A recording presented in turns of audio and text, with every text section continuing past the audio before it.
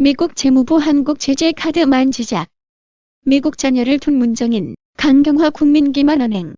대북 제재 프로그램을 실질적으로 담당하고 있는 미국 재무부는 북한의 최종적이고 완전히 검증된 비핵화를 달성할 때까지 유엔과 미국의 대북 제재를 위반하는 행위에 대해서는 계속 대가가 따르게 될 것이라고 밝혔습니다.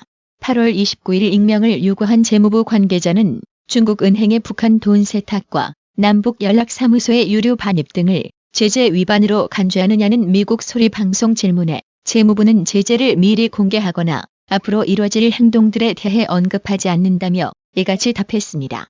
재무부 관계자의 말은 충분히 조사해서 물증을 확보한 후 한국에 사전 통고 없이 바로 제재 발표하겠다는 뜻으로 해석이 됩니다. 이런 가운데 남북이 공동으로 경의선 철도의 북측 구간을 조사하려던 계획이 비무장지대를 관리하는 유엔군 사령부의 불허로 일단 무산됐습니다. 우리 열차는 북한의 철도 사정을 점검하기 위해 신의주까지 다녀올 계획이었습니다. 이를 미국이 주도하는 유엔군 사령부가 불허했습니다.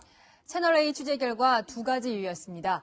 먼저 우리 정부가 화물 목록을 제시하지 않았고 또 금지 품목인 경유를 실은 연료차도 달고 가려 했기 때문입니다. 첫 소식 최선 기자의 단독 보도입니다. 판문점 선언에서 합의한 철도 도로 연결은 올해 안에 착공식을 갖는 것이 목표입니다. 지난 22일 남북 철도 연결을 위해 정부는 우리 열차로 서울에서 북한 신의주까지 달리며 엿새 동안 철도 상태를 점검할 계획이었습니다. 그런데 유엔군 사령부가 제동을 걸었습니다. 정전협정에 따라 군사분계선을 넘는 인원과 물자는 유엔사 허가를 받아야 하는데 통과를 불허한 겁니다. 유엔사는 통일부가 열차에 뭐가 실려 있는지 세부 목록을 제출하지 않아 승인하지 않았다고 밝혔습니다. 해당 열차는 기관차를 비롯해 객차와 회의차, 침대차, 그리고 물차와 연료차 발전차로 구성됐습니다. 문제가 된 건 연료차에 실려있던 경유였습니다. 탱크롤이 한 량에 최대 2만 5천 갤런이 들어가는데 경유는 북한 반출이 금지되어 있습니다. 허가받지 않은 물량인데다 열차가 군사분계선을 넘어가면 경유 사용처를 파악하기 어렵다는 이유에서입니다. 우리 정부는 판문점 선언 이행 차원으로 대북 제재와 무관하다는 입장입니다. 대북 제재 관련 문제가 발생하지 않도록 미국 등 국제사회와 긴밀히 협의한다는 기본 입장을 견지하고 있습니다. 앞서 정부는 미국과 조율 없이 개성 남북 공동연락사무소에 기름과 발전기 등 금수품을 반출한 바 있습니다. 남북 경협에 속도를 내고 있는 우리 정부에 미국이 제동을 걸고 있다는 분석입니다. 문재인 좌파 정권은 아가리로는 허구한 날 미국과 협의한다고 지랄 떨어놓고 실제 행동은 제멋대로 유엔 안보리 결의 위반이 되는 금지 품목을 무단으로 반입한 것입니다. 논란이 생기니 또 미국과 국제사회와 협의 운운하며 유엔 안보리 대북 제재 공조를 떠벌리고 있습니다. 지키지도 않을 유엔 안보리 결의에 서명은 미친 지랄하려고 했나요? 그동안 잠행하고 있던 문정인 대통령 통일외교안보 특보가 또다시 수면 위로 등장해서 논란을 부추기는 발언을 했는데요. 현지 시간 8월 29일 문정인은 미국 워싱턴 DC에서 싱크탱크인 애틀랜틱 카운슬과 국제교류재단이 공동 주최한 한미동맹 관련 비공개 세미나에서 종전선언은 주한미군 철수나 한미동맹 문제와는 아무런 관계가 없다고 말해 한미공조 불협화음을 조장하는 논란을 재촉발시키고 있습니다. 문정인이 이와 같은 말에 전문가들은 종전선언을 하면 유엔의 대북 제재가 유명무실해지며 한미동맹의 균열이 생길 수 있다고 우려하고 있습니다. 또한 주한미군 철수 가능성도 높아진다고 했습니다. 종전선언을 했는데 주한미군은 누구를 위해 주둔하느냐는 반박이 나올 수 있기 때문입니다. 결국 한미연합 군사훈련의 명분도 사라지고 궁극적으로는 주한미군 철수 문제가 제기될 수밖에 없다는 지적입니다. 누누이 강조하지만 안보는 최악의 상황을 대비해 존재하는 것입니다. 대한민국 좌파 선동가들의 특징은 주장만 하고 그에 상응하는 책임은 절대 지지 않습니다. 이들의 새치 혓바닥에 놀아나는 순간 대한민국은 그냥 개망하는 겁니다. 아시겠어요? 국민 여러분, 미국인 자식을 둔 문정인에게 딱 한마디만 충고하고 싶어지는데요. 새치 혓바닥을 가진 문정인 씨. 종전선언하고 싶으면 북괴가 핵무기를 포기하고 폐기하면 됩니다. 그걸 설득하시길 바랍니다. 이 인간아. 문정인은 누구의 돈으로 미국 원정 가서 저런 한미공조 불협화음을 야기시키는 발언들을 쏟아내는지 다음 정권에서 무조건 조사해야 합니다. 8월 29일 강경화 외교부 장관은 국회 예산결산특별위원회 전체회의에 출석해 9월 남북회담에 미국도 동의했느냐는 성일종 자유한국당 의원의 질문에 미국의 동의 사항이라기보다는 판문점 선언의 후속 조치인 만큼 미국도 충분히 이해할 것이라고 밝혔습니다. 유엔 대북 제재 위반 안보리 결의에 서명해놓고 남북연락사무소 유료 제품 반출에서 제재 위반 혐의로 궁지에 몰리니 청와대는 주권 문제라고 지랄하지 않나 참 나라가 막장으로 흘러가고 있는데요. 상황에 따라 수시로 말 바꾸고 태세 전환하는 문재인 좌파 정권에 미국인 자녀를 둔 강경화 장관에게도 한번 물어볼게요. 미국이 북괴 핵무기의 위협을 느껴 선제 폭격해도 한국이 이해해 줄 거라고 하면 무슨 대답을 내놓을 건가요? 이것과 저것은 경우가 다르다라고 할 텐가요? 이러면서 한미공조 이상무라고 국민을 기만하는 발언을 하고 있는 강경화 장관 역시 다음 정권에서 대북정책 관련 조사 대상 1순위 확정입니다. 문정인과 강경화는 국민의 혈세를 먹으면서 대한민국 국민을 지키기보다 북괴 정권 옹호하고 대변해주는 역할을 더욱 충실히 수행하고 있습니다. 이건 단순한 죄가 아닌 거죠.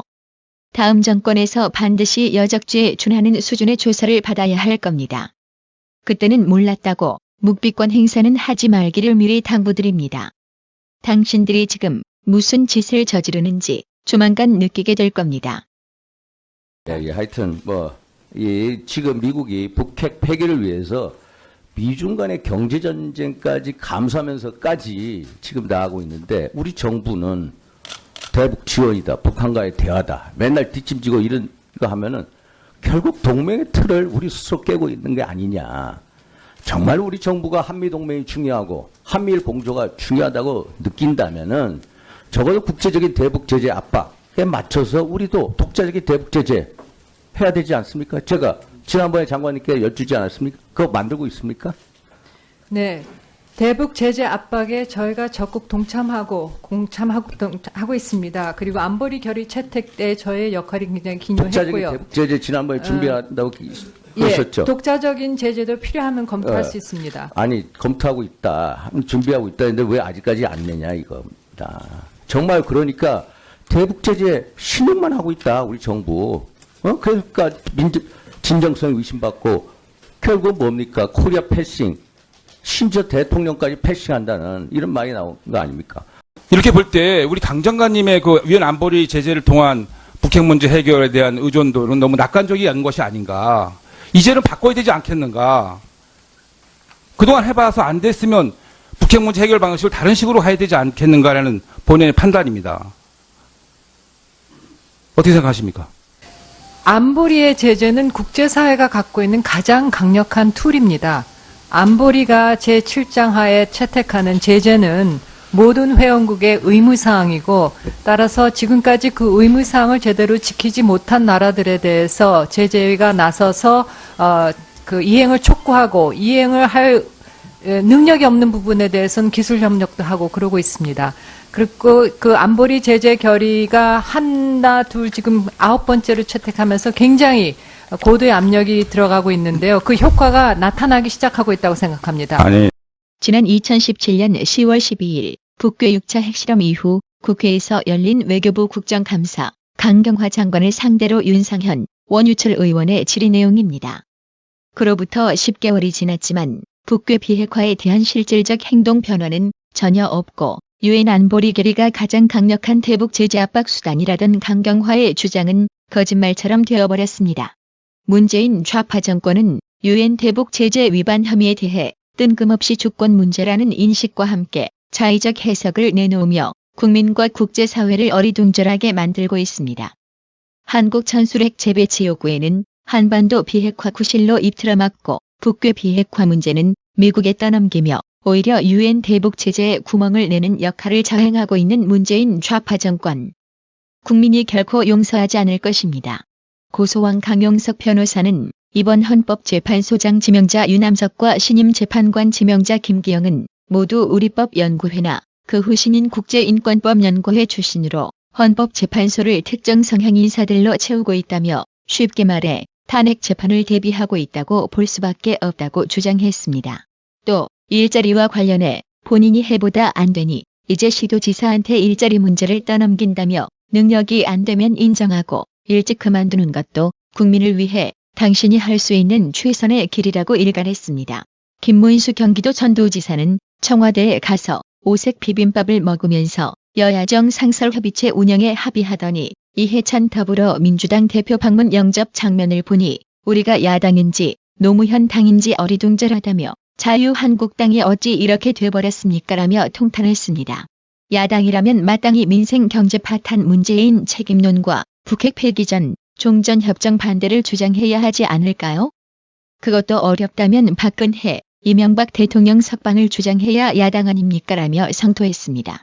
앞으로 나라의 TV는 독한 사나이 3인방, 강용석, 김세애, 이병태 교수의 아주 간결하면서도 명확한 논평을 계속 소개해드리겠습니다.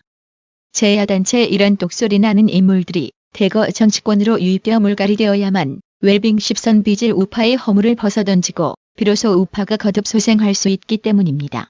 태극기 만세님, 이목희님, 박문학님, 구독료 후원 너무 감사드립니다. 나라의 TV는 보다 더 양질의 컨텐츠를 생산하기 위해 자발적 구독료를 후원 형식으로 받고 있으니 많은 성원 부탁드립니다. 시청해주셔서 감사합니다.